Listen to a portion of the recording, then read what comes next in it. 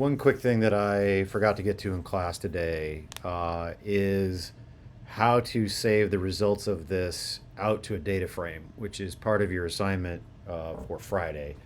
Um, Remember in class we talked about how I've got 5,442 observations over here of 32 variables, but when I run my mutate, here I've got 33 variables, and my new one is all the way out on the left. Well, in R and in most programming languages, if you don't tell a code block to save something, it will not save it. If you don't tell your code to do a thing, it will not do the thing.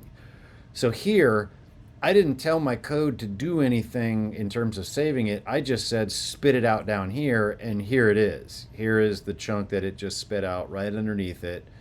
Um, I need to tell it explicitly to to save it. Now the way to do that, you've already done this before. We can go up here. This here is a name, and this assignment operator assigns all of the results of this code here into this name. It happens to be a data frame. Read CSV is going to spit out a data frame. It's going to read this CSV file, create a data frame, and we're going to save it to this variable here, and there it is over there. Well, this assignment operator works in most places, and the pattern really is name of thing, assignment operator, code that produces a thing. So if I wanted to save this, I call this KPS for kills per set. I give the assignment operator, and then my code that produces something when that's actually the wrong one. Hold on. Let's chop that out. Come down. Here we go. Here. This is my kills per set. Paste that in. Okay, I put this in here, but I haven't run this yet, so it hasn't worked yet. But I want you to notice something when I do run it. I have my table down here. I can see it.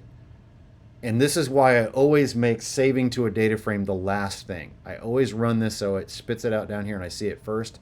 Then, when I know it worked, I add this bit in here, a name and the arrow and my code, because when I run it, it's no longer going to spit out down below here. It's just going to save it into this thing. Well, if I look over here, here's KPS, kills per set. I have 5,442 observations of 33 variables versus 32. That's how I know it worked. So that's how you save something to a data frame. This is something that's going to become very, very useful later on. We're going to do this a lot when we get to graphics, and better to learn it now. It's just name, arrow, code that produces thing.